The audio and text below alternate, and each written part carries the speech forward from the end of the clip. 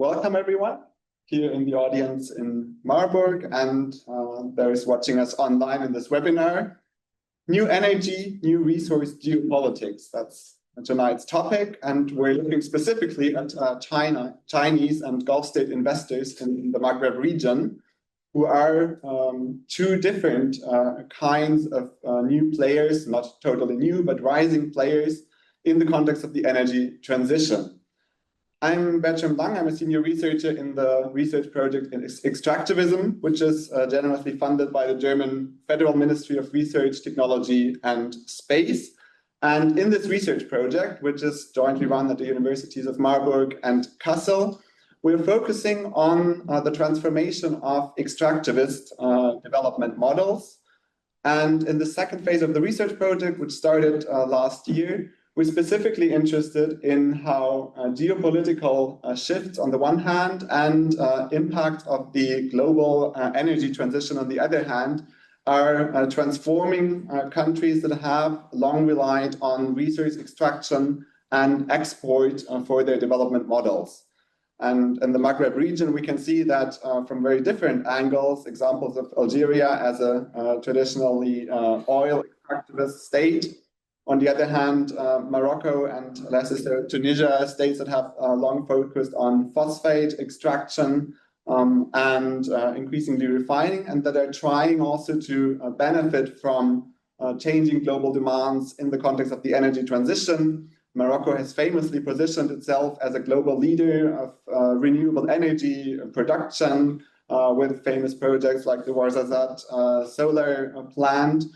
Most prominently, we're looking here at European development funding going into the transformation of these countries. And there's been a lot of literature, a lot of media reports also on new dependencies being created in also sometimes, depending on the literature, colonial dependencies from Europe to the Maghreb region being reinforced by new so-called green extractivism.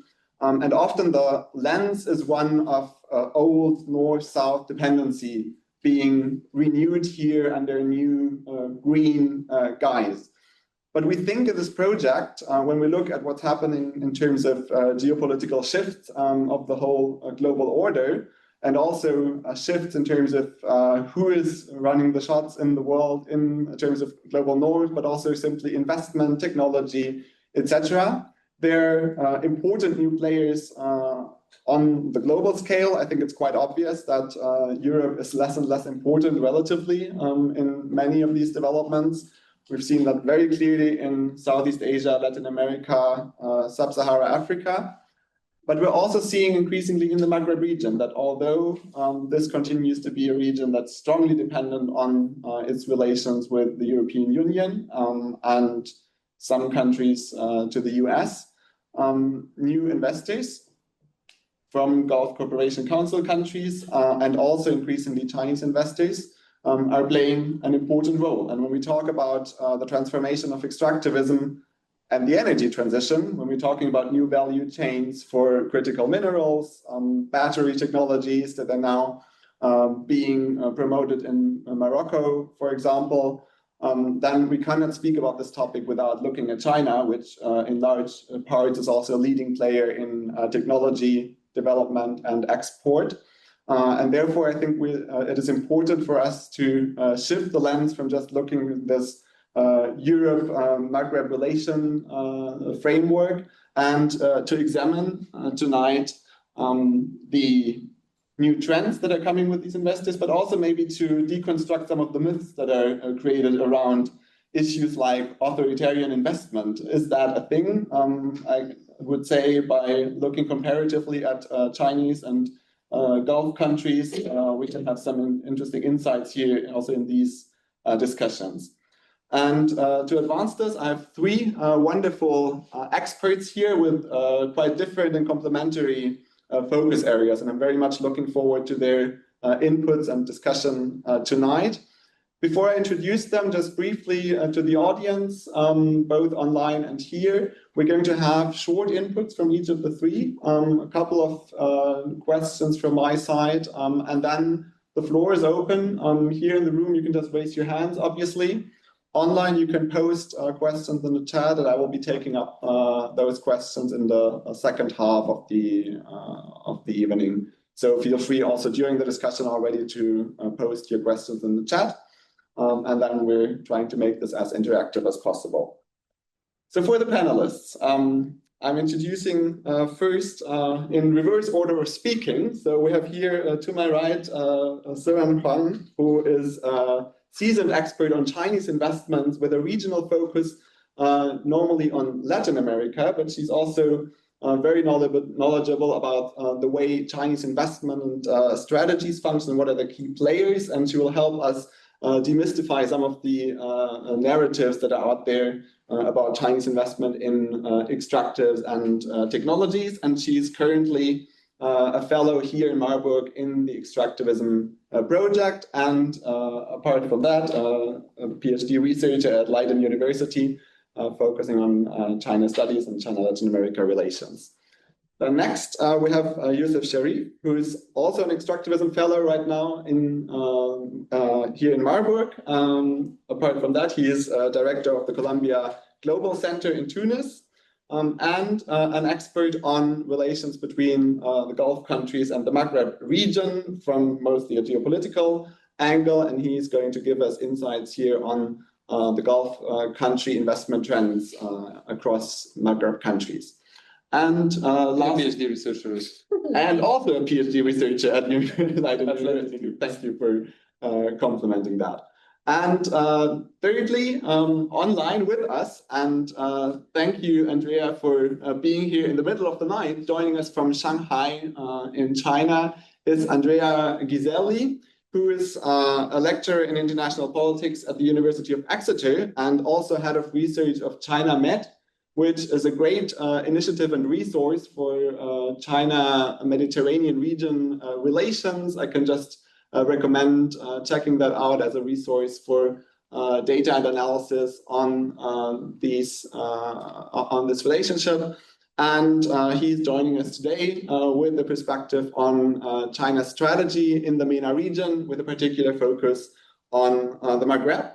And he'll be the first, since it's already in the middle of the night for him. He'll have the privilege of speaking in the beginning, and then forgive him if he will leave us in the end when it gets 1 a.m. In Shanghai. So we're very fortunate to have you here, Andrea. Welcome, and looking forward to what you can say on the Chinese strategy in that region. Thank you so much for being here. So first of all, thank you so much, Bertram, for the very kind invitation. And of course, thanks to Extractivism for the invitation to talk about a topic on which I have to say very few people know about. And this is because usually when people talk about China and Middle East and North Africa, people usually talk about the Middle East, which really means the Gulf to a large extent. And so as a matter of fact, I was also for another project, I was looking for people that could help me with some expertise on China and North Africa specifically. It is a bit of a gap in the knowledge, which mostly reflects Chinese priorities and Chinese activities in the region more broadly, but it is a true gap that exists really there.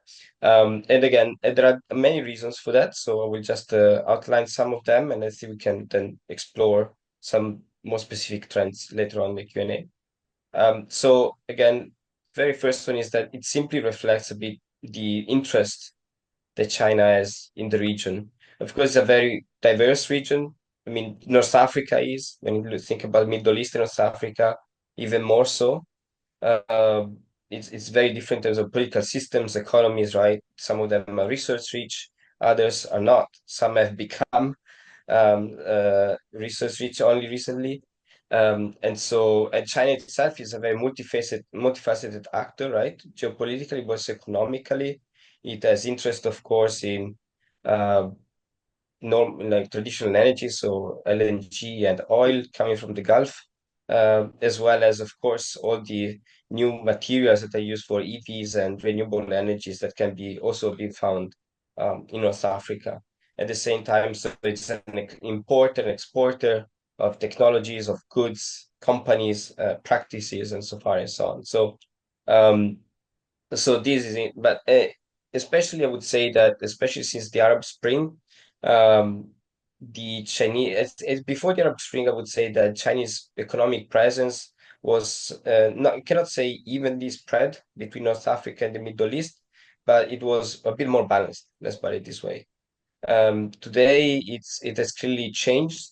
The Chinese, from both economic and political perspective, when they think about Middle East or West Asia, as they say, it's really increasingly not just the Middle East, but it's really the Gulf. And this can be seen even in the data, which of course are always challenging. There are always challenges to find reliable data. I know the American Enterprise Institute has some. We at the China Med sometimes usually use those published by the Chinese Ministry of Finance. There are pros and cons with the use of one source of data or another. Um, it's undeniable, and most they can give us an idea about trends. But the trends are quite clearly, especially I would like to make 2 points on that. The first one is that, especially since COVID, pretty much, it seems that we have reached something that can be called kind of peak China in the Middle East and North Africa, with a total value of FTI stock in the region somewhat having plateaued, really. Um, and this is around uh, 20, 25, $26 billion, more or less. Now, where are these money? Where are these assets? Well, if we look at trends, while again, until COVID, there was an increase, the value of Chinese investment in the region was growing. And now that it's plateaued, while this rise has stopped, what has not changed is that it's increasingly concentrated in GCC countries. We are talking about, I can even give you a rather specific number, more than 50%. Let's put it this way. So, for example, in 2003, only 8% of Chinese FTI in the Middle East and North Africa were in GCC. Now it's 50%. And this, you can see this trend, right? It reflects, as I mentioned earlier, politics, of course, because all of what's going on in Israel, Gaza, of course, the clashes between Iran and Israel. So that's where increasingly China's geopolitical focus is. But also economically, there's still energy that's very important there. And especially the Arab Spring was a big shock for Chinese companies in North Africa and the Middle East. Many of them were caught off guard, especially there's the famous case of Libya, right? In 2011, Chinese companies lost around $1.8 billion, plus around $18 billion of contracts, big evacuation. And that was really a big wake-up call. And there were some, and generally speaking, it's very difficult, of course, to know what people in Beijing think, Beijing policymakers think. But if we look at the, let's say, foreign policy elite debate, it's quite clear that the Chinese have been very negative for a long time on the regional outlook, with the constant fear that instability would pick up again, that people in the regional policymakers would just focus too much on security issues instead of development, right? With the exception of the Gulf. And this is why, again, the Gulf has become so central in China's Middle East policy. Now, so this to say that North Africa, as I mentioned earlier, is a bit of a blind spot, really, in the sense that it can, of course, there is a Chinese investment, mostly in Algeria.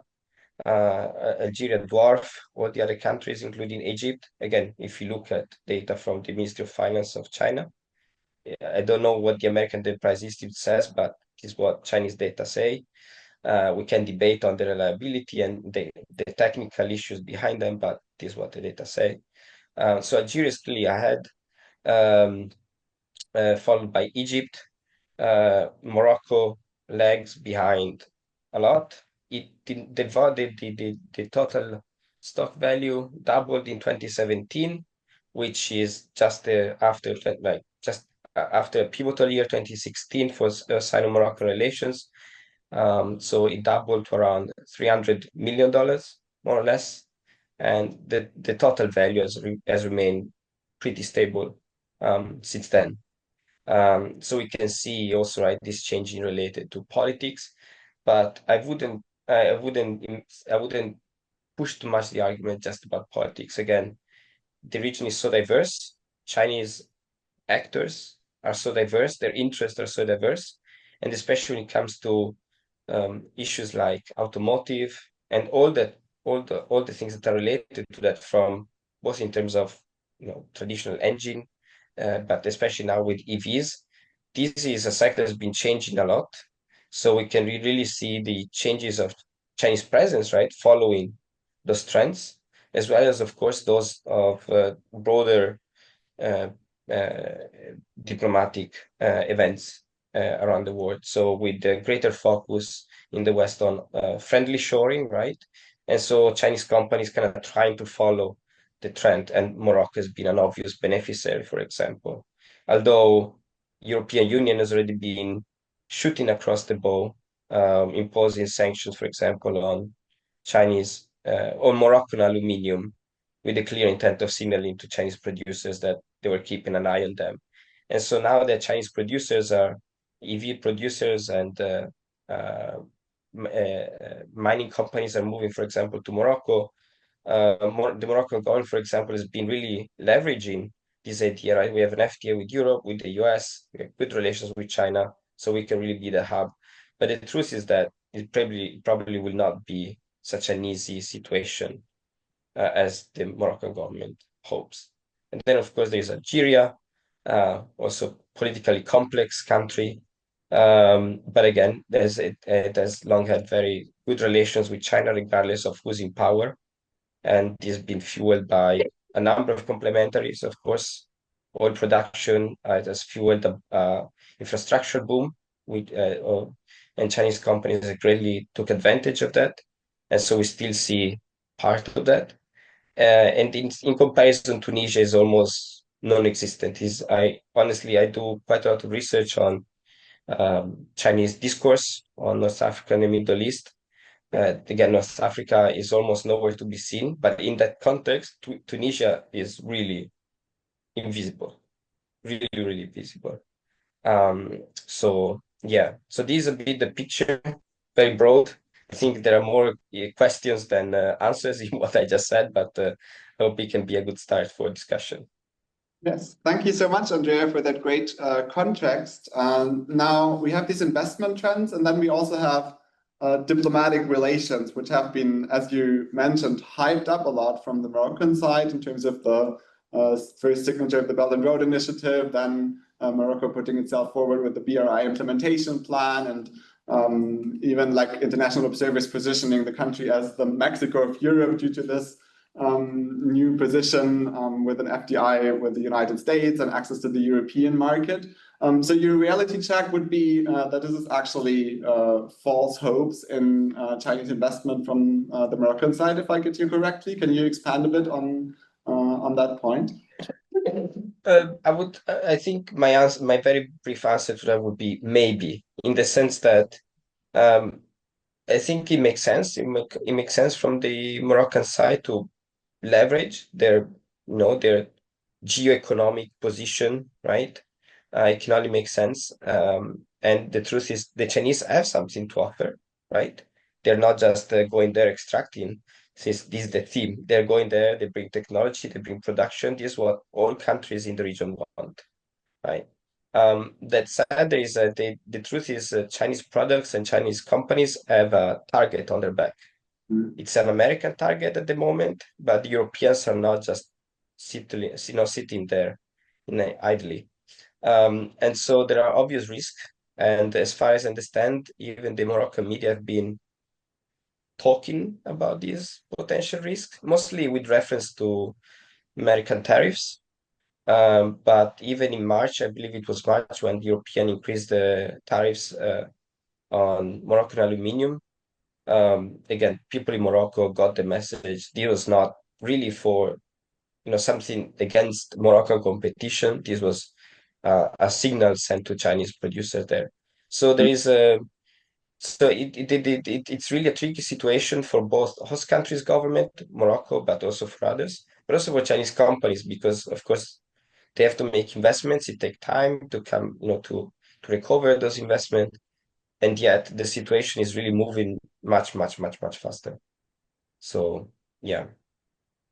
Thank you. So in the project, we're also looking at how geopolitical shifts are related to material changes of global demand and the energy transition, and looking at which countries could be winners and losers of that transition. And classically, from the outset, Algeria would be a losing country, as one that's very much been dependent on fossil extractivism, whereas Morocco is classically positioned as a potential winner, both because it's extractivist industry on phosphate is going to be more relevant rather than less relevant in the future, and also because it has industrial development capacity.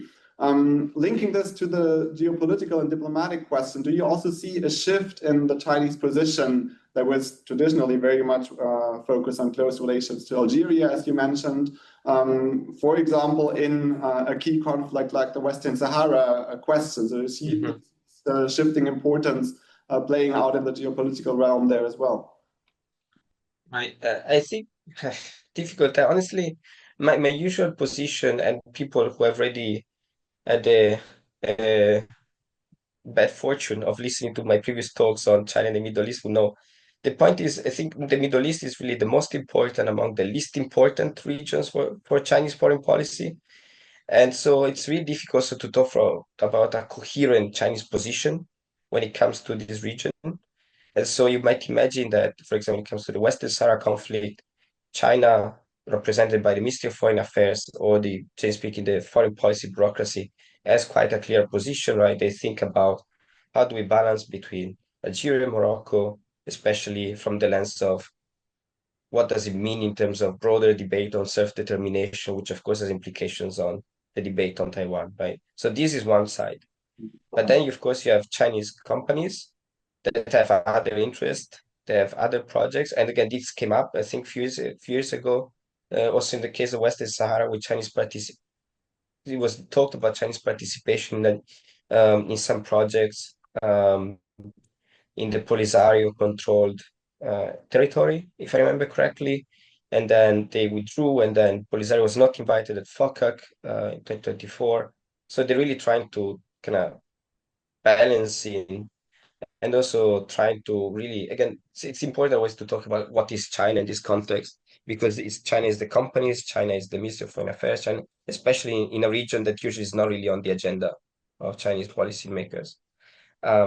So this is the first thing. And then as losers, in terms of losers and winners, I don't think it's such a neat, like Morocco's winning, Algeria's losing. For many reasons. First of all, China has become less reliant on North African oil a long time ago, as it developed its own capabilities to process high sulfur oil. And so, yes, Algeria benefited a lot from Chinese demand. Again, I mentioned earlier the infrastructure boom earlier. But today, if China is less interested in Algerian oil, is not because of greater priority attached to Morocco, but it's part of its own dynamics in its own oil industry mostly. And similarly, right, the new interest in Morocco is really a convergence of different factors, which are also parts of due to EVs and so far and so on. But even then, I think it was Malaysia a few years ago. Sorry, my memory is not great, but I think it was Malaysia that years ago it really also wanted to invest in some, or the Philippines that really want to invest in some specific extractive capabilities because they thought this is going to be the mineral that will be used for batteries in the future. Just a few months later, that mineral was not necessary anymore, or not in the quantities that government expected. So this to say that even countries that now seem winning, might not be really winning the long term, because this is right, the technology used for EVs, while they remain electric, but really technology used and the material used for the batteries probably will keep on changing in terms of both which materials, but also the quantity, right?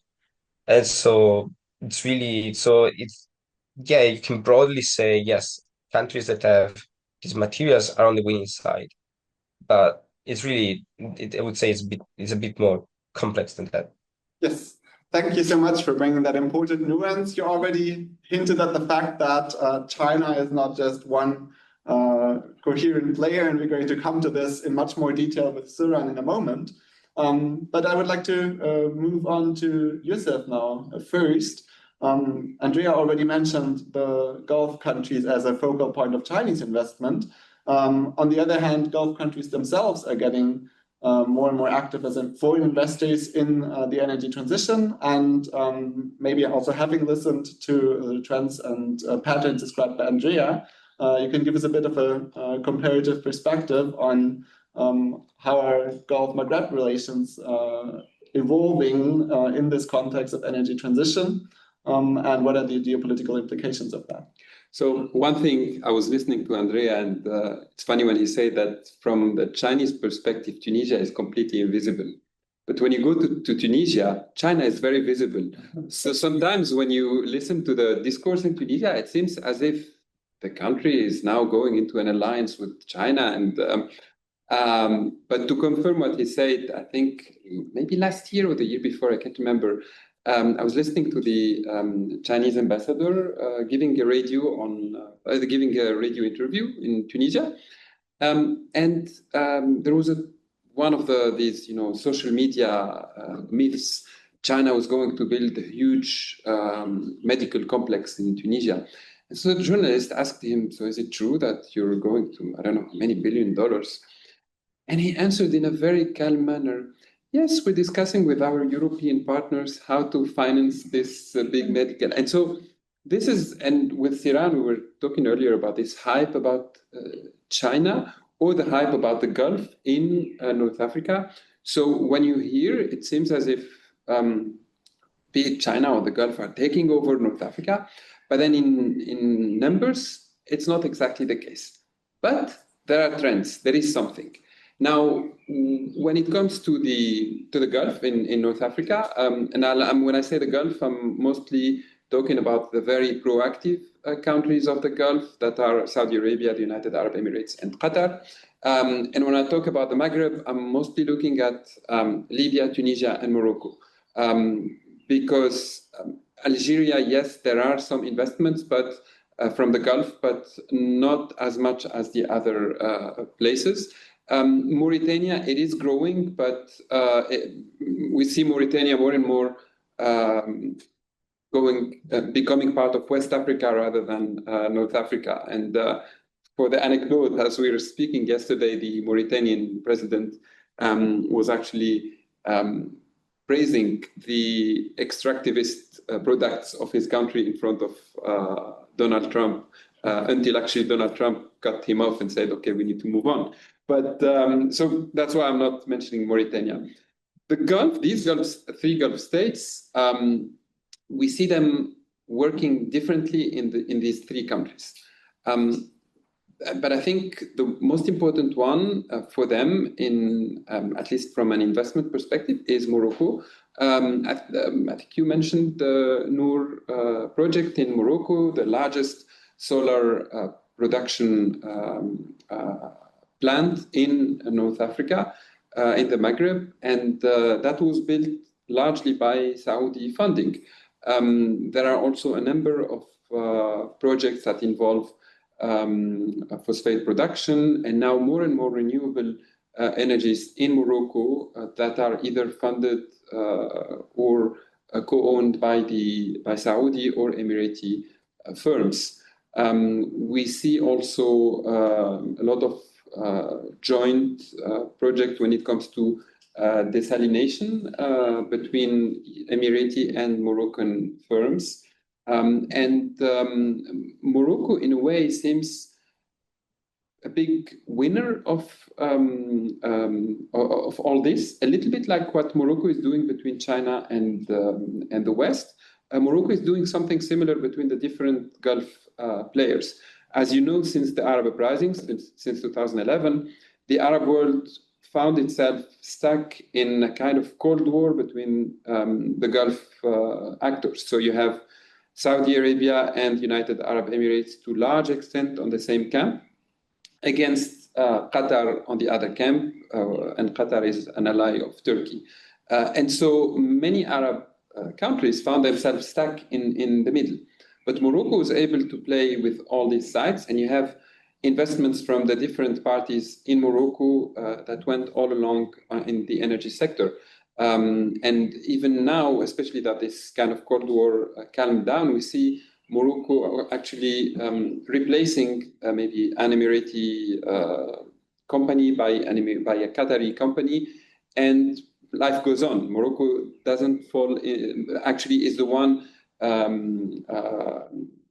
leading the bargaining here. And it seems as if all these different Gulf countries are accepting the deal with Morocco. When it comes to Libya and Tunisia, it's completely different. In Tunisia, although investments from the Gulf are less prominent than in Morocco, but we've seen, so in the period between 2011 and 2021, we've seen a lot of Qatari investments or pledges, which is, I think, Tunisia, it's more pledges than real investments. And there was, for instance, a big project to create a refinery in central Tunisia via Qatari investments, I think $2 billion project. And this was, there was a big story about it. This was 2012, 13, and the Qataris are investing, etc. Of course, that thing is still on hold until now, but that was one flagship project that was presented. But there are other initiatives by the Qataris, especially Qatar Petroleum, which is now Qatar Energies, in Tunisia during that period. But during that same period, there were very little, if not at all, investments coming from the UAE and Saudi Arabia. There were, in private discussions, you hear Emirati, especially Emirati business people, and usually, in the three countries, usually business people have ties with the government or with the ruling elite, or they are part of the ruling elite. So they would tell you, we would like to invest in Tunisia's phosphates or solar or renewables or oil. But in Tunisia, there are a lot of protests, social movements, labor union, all these things that gave a very positive image of Tunisia in the West, actually, for these Gulf countries, and especially the UAE and Saudi Arabia, these were seen as very negative. So we cannot invest in this context. Now, you look at the trends after 2021, so Tunisia went from a kind of very democratic setting to a very different setting, at least according to the international ranking agencies. You see more and more Gulf investments in renewables, more and more. And more than that, regular visits, especially by Emirati firms, and meetings between their officials and Tunisian officials to explore the renewable energies. So, although one cannot make a firm conclusion, but that's the trend. Libya, which is the third and last case, is very different. In Libya, so for Tunisia, you see, unlike Morocco, which had a political stability since a few decades, there is a continuation. Morocco can leverage its power. In Tunisia, where there were a lot of political changes, a lot of instability, the Gulf players can put their conditions. In Libya, the country is more or less in a semi-collapsed state since 2011, very fragile state. The country is divided in two, went through several civil wars and other problems. The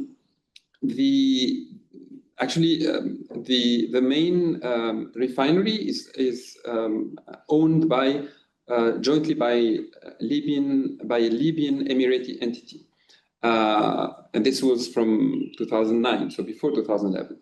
But after 2011, that the Emirati part took the upper hand because the Libyan state was in shambles. So we see the Emiratis controlling this largest refinery. And the Emiratis also encouraged Libyan armed groups to take over the oil fields and oil refineries. And this is a part of what I mentioned earlier, this this Arab Cold War that happened between 2011 and 2021, because in Libya, actually, in March 2011, so when Gaddafi was still in power, the Qatar Petroleum signed a deal with the Libyan rebels to take control of the marketing of Libyan oil. So, in a way, in the very early phase of the Libyan civil war or uprising, Qatar was the one in charge of Libyan oil. But at the end of that year and in 2012, the Emiratis actually were able to support groups that took over these the oil fields and refineries. And since then, there were a lot of closures of Libyan fields and terminals and refineries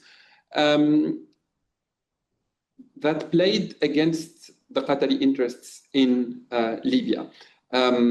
This continued until 2021, but with the end of the Arab Cold War in 2021, we've seen kind of a mixing of things.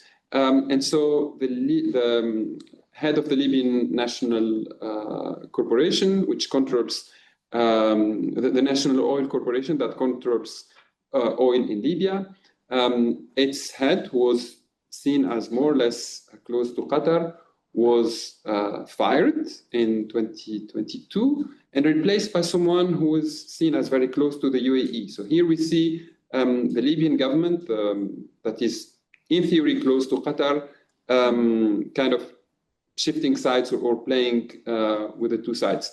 But then that same person was fired because he was seen as actually very close to the UAE earlier this year. This is to say that in the case of Libya, we see a militarization of the control of the energy sector, and here it's not just about conditions, but about kind of the end of the sovereignty of the country in the name of control of energy sector. Thank you for giving us this hugely diverse context, of course, also with huge differences between the countries. Having said that, can I ask you, is there any possibility to generalize about the nature of these investments, especially those investments that are going into renewable energy? The considerations, you already mentioned political stability, just like Andrea did, as a major consideration. Of course, for all sorts of FDI, political stability is a consideration. I'm wondering if that's something that you would say specific to Gulf countries. Are there other considerations across the different countries that you can say are generalizable in a way? Well, I think this political stability is a big generalization, but I would say everyone wants political stability, Americans, Europeans, North Africans, anyone. But the shift, and maybe where there is similarities between China and the Gulf, it's not just about political stability, but about authoritarian command and deals that are done from government to government or between just one official. So the Gulf states, the three of them, prefer not to deal with civil society, protesters, campers, labor union. They want to deal directly with the state and have the deal with the state directly. And they do not want any other issue, and they would make sure that happens. In the case of Morocco, that's the Moroccan system, and the Moroccan system remained the same more or less, with some democratic openings, some democratic closures, but more or less the monarchy is in charge, the Makhzen is in charge. In the case of Tunisia, things changed. There is a big difference between 2011, 2021 and 2021, 2025. And we see them now more and more willing to invest in the renewable. And in Libya, it's actually about the control of the state itself. So I think the trend is more than just political stability, it's ending democratic settings. Thank you. Just one brief question to Andrea. When you hear what Yusuf is saying about the issue of political stability, and you mentioned the Arab Spring as this big shock moment for Chinese investments.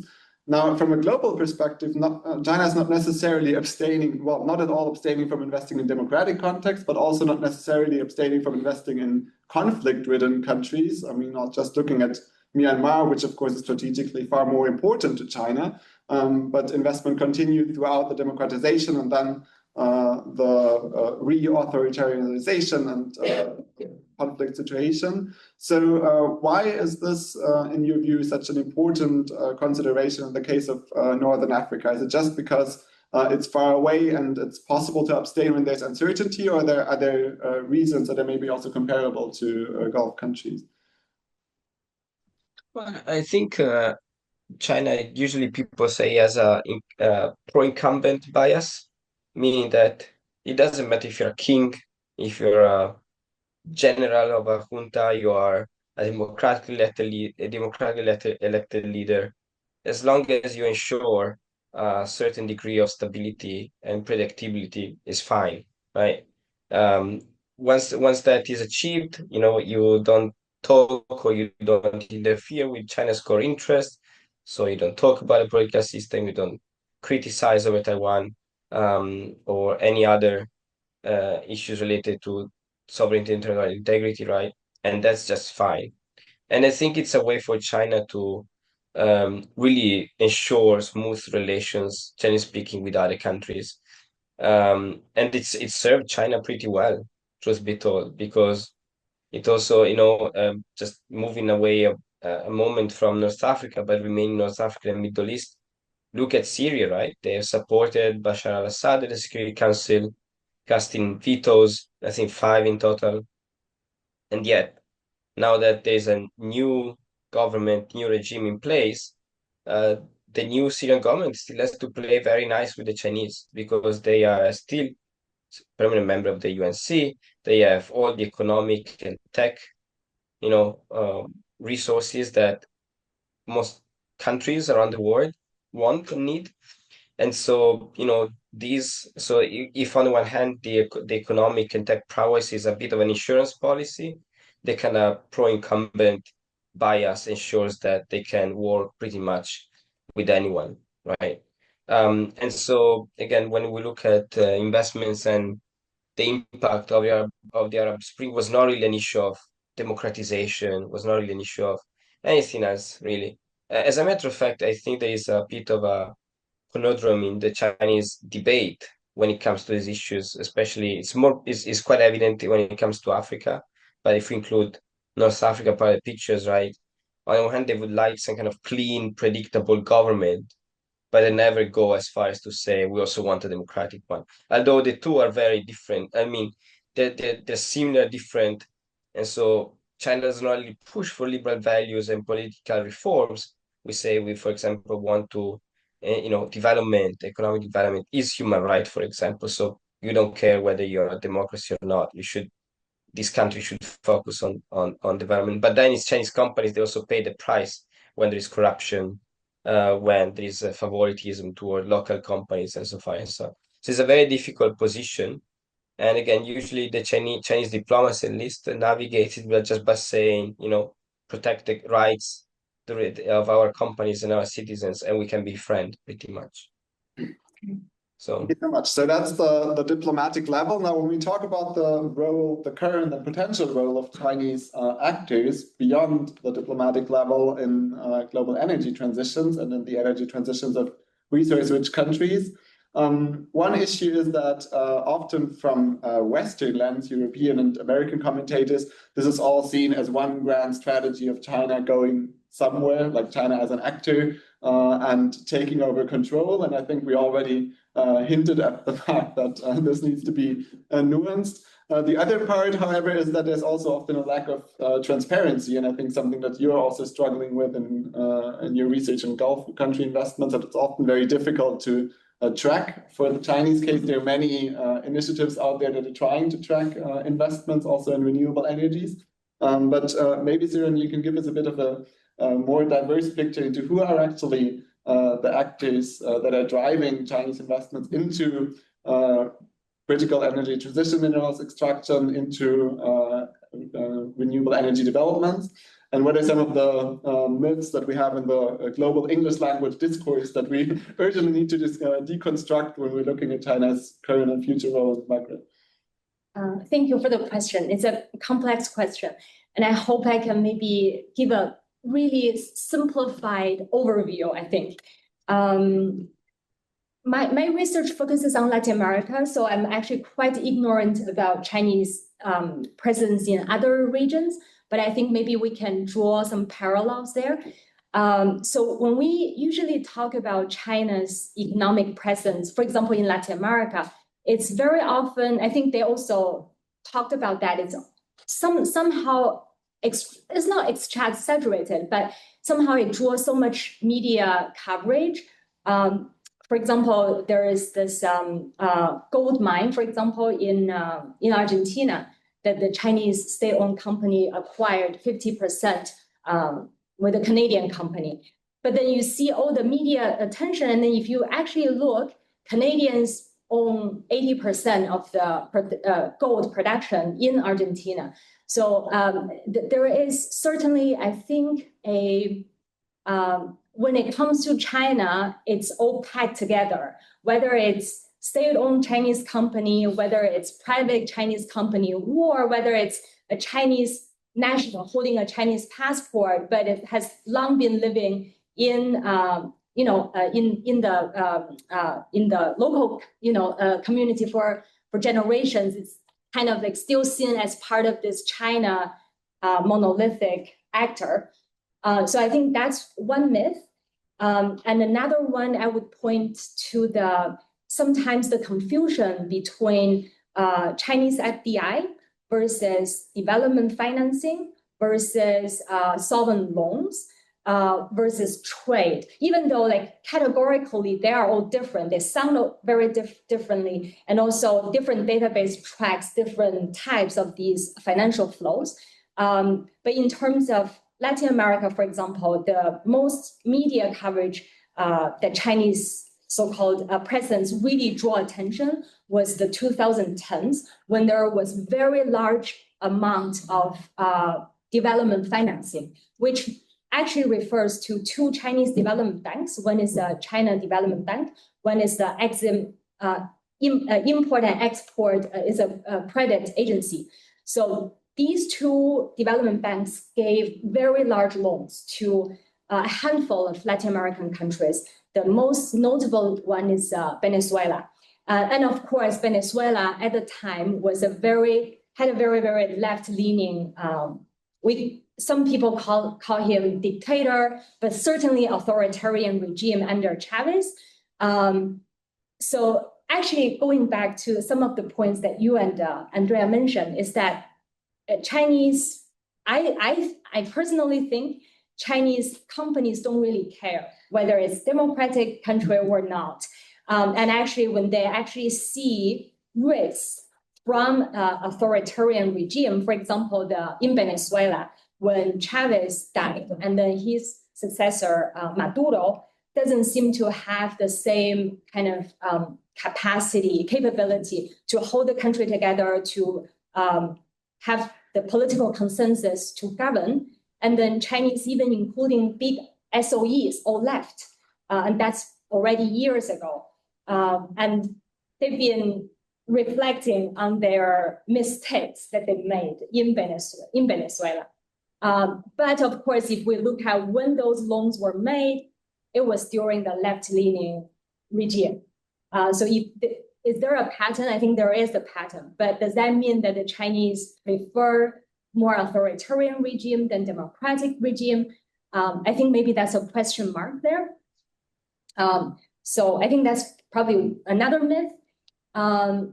And maybe another one that I Please can. interrupt 1 second, Yeah. just to say bye. I'm really sorry for not remaining longer, but Not at thanks all. again We for the fully invitation. understand. I was about And to excuse you, Andrea. so sorry, really sorry, Saran, for interrupting you. Apologies. No. Wish you good continuation of the discussion. Take care.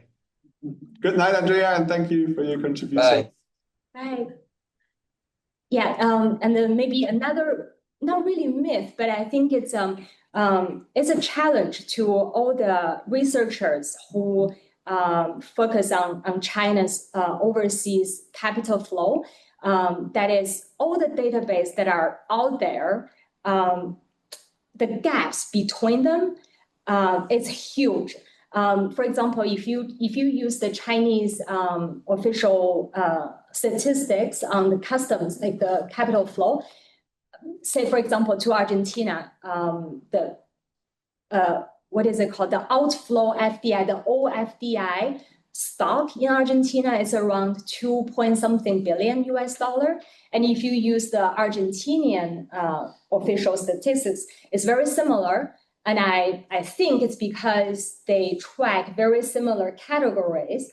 But if you actually look at the transactions and you actually add them up, it's probably 10 times of that. So then it's always a question when we do research, when we analyze the patterns and trends, like what reliable data we can get, and we probably do have to be creative on that, like source from different sources. Yeah, and then you asked me about the actors in renewable energy. I think China, especially I think in the Latin American context, I'm sorry I have to keep going back to Latin America, but that's because Latin America, 3 countries, Bolivia, Chile, and Argentina, hold about half of the global lithium reserves, which is very, very critical for battery making. So then in the past, I say 7 years, around 7 years, it always draws media attention about whatever Chinese merger and acquisition that they did in Argentina, Chile, and Bolivia. And there were some very large sums announced. And of course, some are completed, some are not. I think in that context, I would say really China's advantage is not really in the, what do you call, the upstream segment of this value chain, but it's the mid and downstream. So in the lithium battery and EV supply chain, I would say that's from making cathodes, making anodes, making all the chemicals for these parts, and then later going into the battery packs and the design of battery packs, and then later sell to either Tesla or to BYD. So the actors, I would actually say the majority of them are private companies. Some are large enough to be already publicly listed, and most of them are listed in Chinese stock exchanges. Yeah, some are in Hong Kong, which information disclosure measures are actually stricter. And then SOEs are not so much involved. And I think the reason is probably for further research, like why the SOEs are not, but the trend is there that SOEs are getting into the extraction of lithium, but it's in China, it's domestic lithium extraction. So then what we see in elsewhere, for example, Zimbabwe is right now a very, it attracts a lot of lithium miners from China, and most of the players are private companies. And there is overlap between the Chinese private companies that are in Latin America extracting lithium and the ones in sub-Saharan Africa. And of course, there is always the question about how the Chinese state relates to these private companies.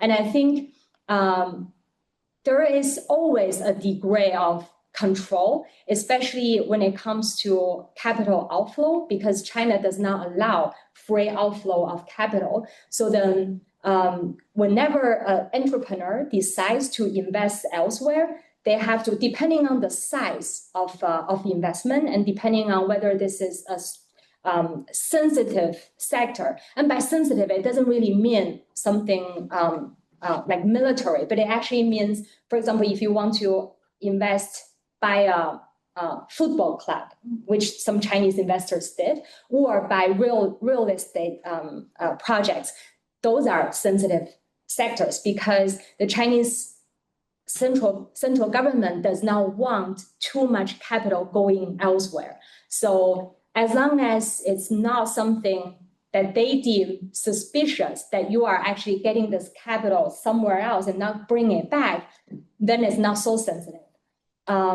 So I guess going back to that, like different sizes of investment and different sizes of or publicly listed versus non-publicly listed versus SOEs, they all actually have different procedures that they have to go through before they can actually bring that capital elsewhere.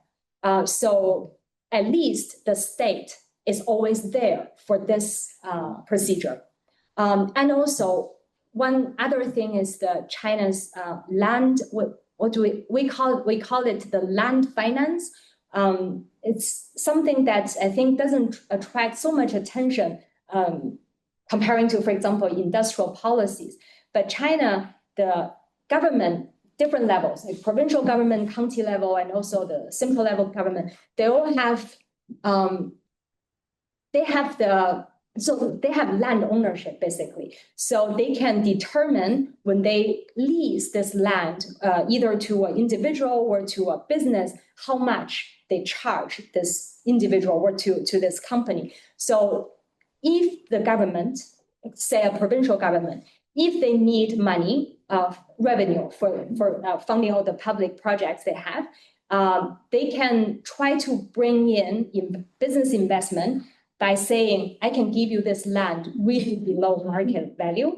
So then Chinese companies would set up, say, for example, a battery factory there in the Hunan province. And then this company probably just like grow its root in Hunan. And then later when it goes out, it has to always go through this procedure of capital flow. But then is there a role of the government? Of course, because when this company was developing, it takes advantage of all of these incentives, including land. Yeah. Thank you. So there are many complexities also that are important for potential recipient countries of Chinese investment to understand. And you also highlighted that this distinction between state-owned company and private is not so easy anymore. It's probably fair to say that when it's about infrastructure investment, as we had in Algeria, there's a stronger role for state-owned enterprises, whereas in the technology sector, there's a stronger role for private enterprises, just to broadly generalize. We had the argument before that Morocco is kind of the country in the Maghreb region that's managing to play all sides in a way and to benefit from complementarities. And now you mentioned the issue of joint ventures. So I'm wondering, is that something, the fact that despite all these political tensions and efforts at decoupling, de-risking from all sides, the fact that there are still these very important and often overlooked joint ventures between Chinese and Western and other investors, is that an opportunity for recipient countries to actually manage these tensions? Yeah. I think like looking at the mining sector in Latin America, I think Chinese used to prefer, if we look at the pattern, used to prefer invest alone and very large merger and acquisition happening, for example, in Peru, in Ecuador, especially copper, gold, because those mines are very, they require like much larger investment and longer term investment. So then the Chinese came in really as the sole investor. I can probably only just guess like why this trend of joint venture. One, I think it's because it probably de-risks a little bit the geopolitical tension. So in the lithium industry, we see several like French, Chinese co-investment in Argentina. And then there were Canadian, Chinese, and there was even Chinese American, actually several Chinese American and Chinese Australian in the lithium sector in Argentina. And of course, with Chile, there is also promised investment, BRD, and together with other Chinese companies. So then the joint venture is not necessarily Chinese versus like Chinese with, say, G7 countries, but it's sometimes Chinese and Chinese local. And I think another, I don't know if it's a trend yet, but a phenomenon that I see is that Chinese increasingly take third-party shareholding structures is to kind of shield them from the geopolitical tensions. For example, a Chinese company would would sign a third-party shareholding agreement with an Argentinian private company, and this private company is not public listed. So then this company would not have to disclose whoever that they are signing the agreement with. And then this Argentinian entity would then make an acquisition offer to for example, Canadian company, and then take over a mining asset in Argentina. But actually the capital behind it is Chinese. Yeah. So then that actually, I think, also raised the question about how we even define the nationality of capital in this such globalized economy. Yes, thank you. That's a very important and tricky point, because it used to, well, at least allegedly not matter which nationality investment had in a liberal or neoliberal world order, and suddenly it matters, and it's not so hard and not so easy to actually define, as you rightly point out. So I would like to open the floor to the audience for questions. Also online, if you want to post anything in the chat, we can take that up. Please feel free to ask our two panelists. We're starting with Rashid, please. And if you can speak clearly to the... Can we get the mic?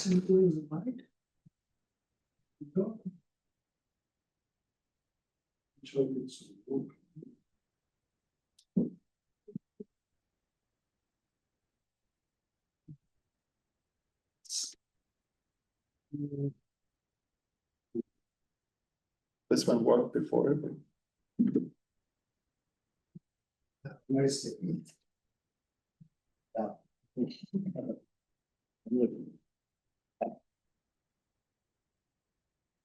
Thank you. Thanks a lot. I learned a lot from you three. A very simple question, simple, I'm not sure, but a very short question. It's regarding the philosophy and discourse of both China and the Gulf states when they are present in other regions. In your case, in the Maghreb, in your case, maybe in Latin America. I'm always asking myself what is the discourse and their philosophy, the legitimacy of their presence. Since when you are present as a new actor in the region, it's always to be the concurrent for another one. In this case, the Americans and the Europeans. And what's the discourse? Is that just do they have a kind of concurrent model to the European old imperial empires, imperial powers, or do they imitating just what the others does in the past? Is it imitation or concurrent model? Thank you. Thank you, Rashid. That's a question, I think, to both of you, and of course also highlighting the issue of how are Europeans reacting to these trends. But let's take Rashid's question first. Youssef, do you want to start? I think at least from the Gulf states, so the legitimation, well, they're doing business, so there are some interests to do. So that's at least from the private sector's legitimation. We go to Morocco because we can do business. We don't go to Tunisia because we can do business. We don't go to Libya because it's war. So that's the private sector. But the private sector is very linked to the public sector. Now, when you look at Emirati, Saudi, Qatari media outlets, because that's where you will find the actual legitimation of these states, and we usually rely to a large extent on the media because you don't have the access is always difficult, but the media is kind of a spokesperson of these different governments. It's usually in the name of, maybe without directly mentioning Europe or the US, but it's usually in the name of Arab or Muslim brotherness or brotherhood, and it's these companies are coming without the colonial background. So you often find things like this in the media. So and also in the statements of when be it officials or heads of private entities come from the Gulf to these North African countries, there is usually that discourse. So always the stress on we're brothers, we're helping each other, we want X country to move forward and to shine. So it's usually but that's you can understand that's the meaning that we're not the former colonial powers of Europe and the US. But now, again, like with China, it doesn't mean that Europe or the US are moving away. On the contrary, now you look at the largest investors, be it in fuel, fossil energy or renewable energy. These are mostly European firms in North Africa. So the Gulf is still, what the Gulf has is still limited, but it is growing and it has this narrative with it, which plays in the favor of the Gulf states more than Europe or the US. Thank you. Yeah, maybe I think Chinese state actors, their narrative in Latin America, at least, is about, I think, three things. One, I guess, is development, just like Andrea said earlier. It's economic development, or they don't say economic, they just say development is core human rights.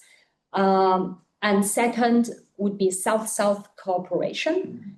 And I think this narrative is certainly, there's the undertone of China was never a colonial power, not in this region, and we both had a kind of similar path, past of being semi-colonial, so then now we can learn from each other and move forward. And then the third one would be complementarity of the economic structure. That's what I see a lot with Chinese ambassadors to different Latin American countries, and also think tanks that are associated with the Chinese government, that they talk about this. And actually, what underlines is the extractivism, basically, because that just says China now really specializes in the manufacturing of many goods, and all these goods actually need raw material inputs. And then that's what Latin American countries are very often rich. So then there is that structural complementarity. Yeah. But at the same time, the structural complementarity can also be challenged, because this is exactly what may keep resource-rich countries in this old extractivist development model if all the processing is done in China. And a country like Morocco that's also betting on industrialization and battery production. Yes, on the one hand, they can lure in Chinese investors, but at the same time, they're competing, of course, with much larger economies of scale and lower production costs in China. So that's not necessarily an argument that flies well now in the context of the energy transition, does it? Yeah, that's very true. And I think actually, if you look at China's narratives in Mexico, it's less about that, because Mexico, I think in many ways have like very similar or can play similar roles in terms of corridor economy, and you already have established manufacturing base there, and it's very close to the U.S. market, and also very close to the South American raw material input. So it's less about complementarity, but in the Andes region, there is more this narrative of complementarity. Yeah. Thank you. Any other questions here from the audience? Yes, please. Yeah, I'm interested. It's also partly to your talk in the nexus between investments in renewable energies on one and the oil rents and others, Arabian countries. So I would be interested in your opinion with regard to, you said you talked about China, of course, but on the other hand, you always need the governments of the other countries to accept investments, right? And I also tried to check some data again during your talk, and I'm wondering, how would you say that these interests and investments in renewable energy, certain Arabian countries, but also sub-Saharan countries like Angola, that also rely heavily on oil rents, on the one hand, how does that fit to these theories, rentier state theory, oil curse theory, which predicts that these countries would generally not be interested in diversifying their economy. I would also transfer that to the energy sector. But on the other hand, we see investments in these renewable energies. And what do you think? How does it fit to the classical oil curse theory? And what might be the mediator between these two variables that may be contradicting to the theory, maybe not contradicting to the theory? Make it possible. They are interested.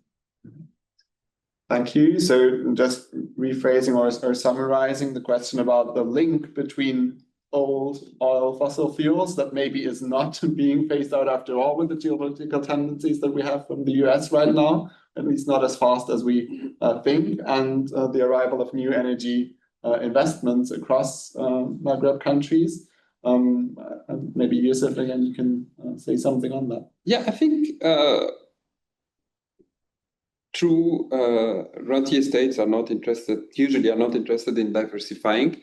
But I think, at least when I look at the Gulf states, they see that at least the Gulf states and at least the Gulf states before Trump. So that's important to note. But they see that the trend is towards renewable energy. And actually, it is also another rent because they always had oil on the ground and they always had sun above. So now it's just like moving from one thing to the other. And you see, for instance, so the way the French Total became Total Energy, we see Qatar Petroleum becoming Qatar Energy. And so it's also they are also changing their discourse. And here, I think they saw a big business, a big opportunity in the renewables, and the one that took the lead is the UAE. Not that, but then when you look at their revenues, in the UAE is now perceived as this big country of renewable energy, etc., etc. They had COP and so on, but actually they still rely a lot on fossil energy. But it's a good marketing strategy, and that way you look good, and also because it is available. So in case fossil fuel is not available anymore, then they would have invested a lot in renewables, and so they're ready. But I think it's changing a rent with another rent. Mm-hmm. Could you say something also about the recipients when we're looking at Algeria, or well, Libya is probably difficult because of the lack of political stability, but like a classical oil rentier state like Algeria, how this new opportunities for attracting investments? I mean, I don't know a lot about Algeria, but what I can see is that it's not necessarily, it's not really moving forward in that direction. Algeria is still very much, gas is still, I mean, in terms of solar and wind, yes, there are a few projects, but it is still very extremely limited, especially compared to Morocco. I think, and these kind of projects take time to be implemented, etc. I don't see, at least from what I can see, I don't see Algeria really moving in that direction, and especially now with the renewed demand from Europe. Just recently, I think there were contracts signed in Algeria with I think Shell and BP or Chevron. I mean, anyway, so a few European Western companies to explore more in fossil. So I don't see Algeria going that direction. But Morocco, perhaps because they don't, I mean, apart from phosphate, they have the need of looking elsewhere. So they took the opportunity, and with the help of the Saudis and the Emiratis, I think now they have considerable source of renewable energy. Thank you. Are there any other questions? Yes. Yeah, maybe kind of a follow-up question. Hi, and thanks for sharing your insights with us. I'm a researcher here at the center, and I look into the UAE and their policies regarding green energy and so on. I totally share your what you say that the Emirates had kind of a sincere interest in changing from fossil fuels to green energies because they saw that was like the global trend. So I was wondering lately, how did that change? Because in my opinion is that after the second Trump administration came to office, this kind of is not so clear anymore because they seem quite glad that they maybe gained some more years to extract oil and still receive these oil rents. And especially my question is also, which role does China play? Because they are selling all the solar panels to the UAE, for example, and they are kind of the front runner of green energy now globally because America's not certainly not in the first line. The UAE is kind of not sure where they want to go, and so China has a special role in this relation. What's your impression? Yeah, so that's a question also about the structural role, whether just direct political influence, but structural role of both the US, that's massively shifting in terms of the energy transition, and of China for other countries, maybe without any specific political intention in the Chinese case, but in how far is this affecting the transitions or absence thereof in these countries? Maybe because I really lack knowledge about China's presence in Maghreb region, but I think as a general pattern, if we look at Chinese FDIs, but also development bank loans to build energy plants worldwide, we see even in the very last 5 years, it's a mix of different energy plants. So there are gas, oil, even coal, and also solar and wind and hydro. It's a very mixed picture. So I think in terms of the Chinese companies, especially private companies, I don't really see that they care too much which energy source you are using, but rather if the capital return makes sense, at least first, on paper, and whether it's feasible in any given, location. So I think from that perspective, I think it's just doesn't really matter which energy. So one of the very cool things about the Extractivism project is how compare different regions. So I'll bring another comparison, which is the nuclear power here in Germany and nuclear power elsewhere in Europe. So when Germany said that we're getting rid of nuclear, they kind of did it, and now you have everywhere in Germany wind, solar, etc., etc. France is still very reluctant about that. So I think you can see the UAE as the friends of in a way, it's like France in that regard, where it said it will phase out from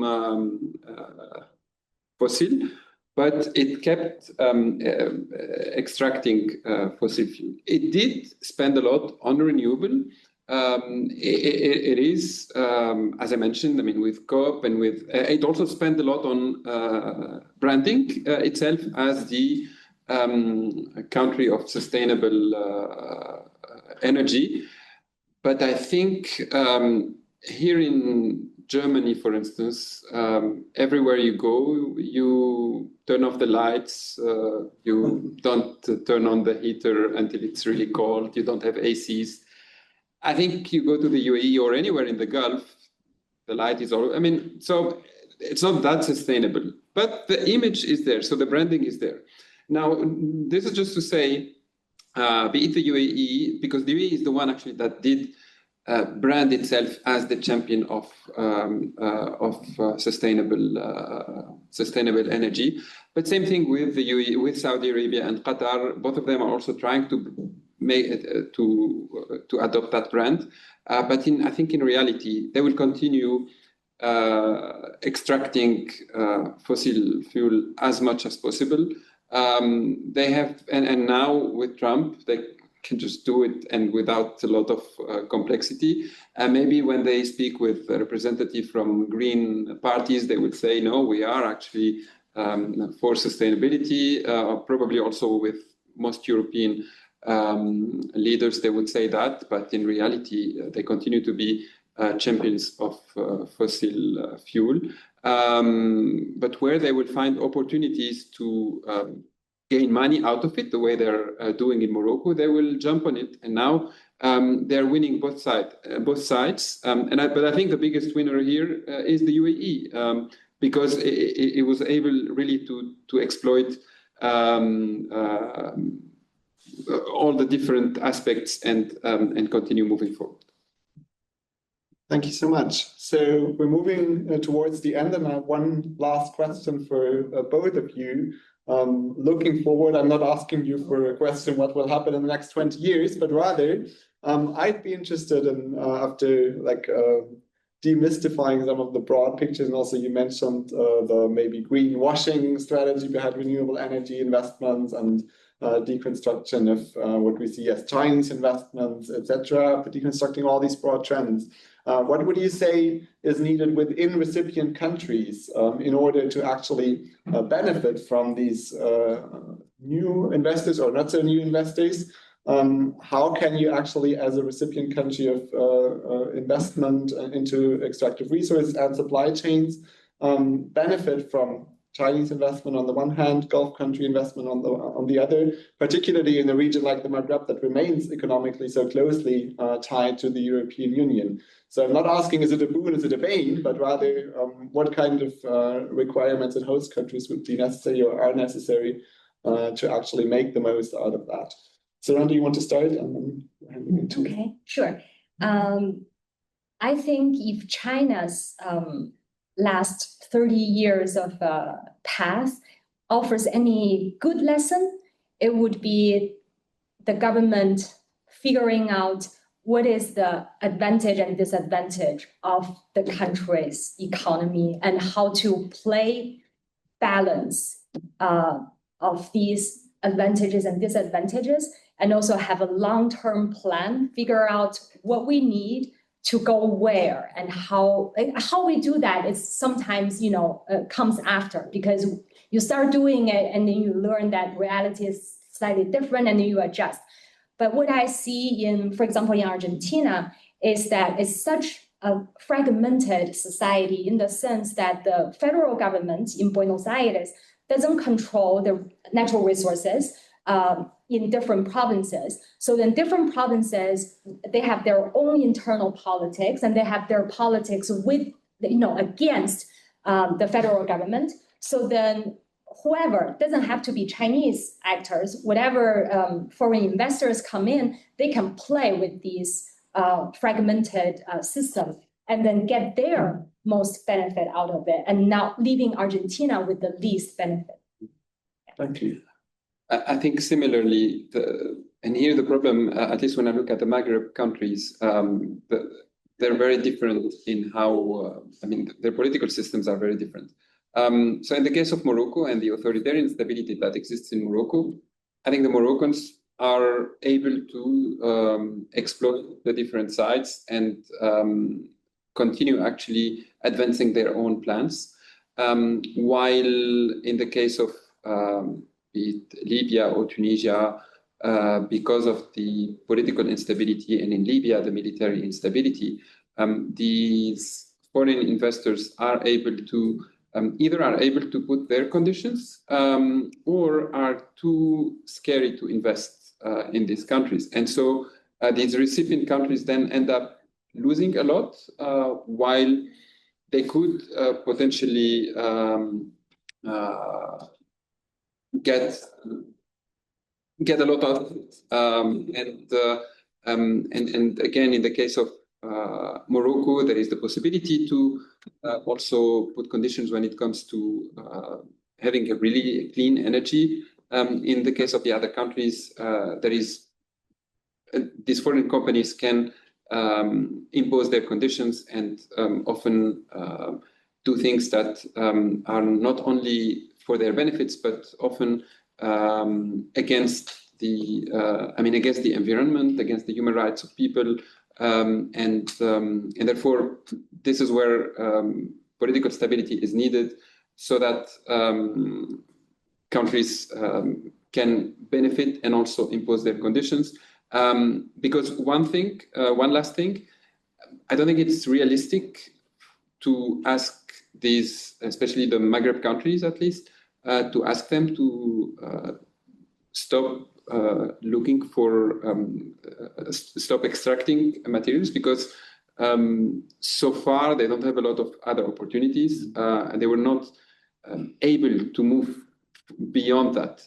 So they will continue doing it, maybe doing it and adding more green energy, but they will continue doing it. But will they continue doing it with for their own benefits? That is linked to the political situation. Thank you. And yes, of course, the key factor here is uncertainty, both in terms of what will be the actual resources and minerals needed in the future, how will these demands change, but even more so, how will the geopolitical dynamic change, and how far will it remain possible for them to balance between different regions and investors. And that's, of course, something that keeps changing these days from week to week, and we'll have to just watch. There's many open points and open questions for our research project that we're happy to explore further together with you as Extractivism Fellows and other fellows in the future. So thank you all for the kind attention and your questions. Thank you for watching online, and of course to the three panelists. Have a good evening. Bye.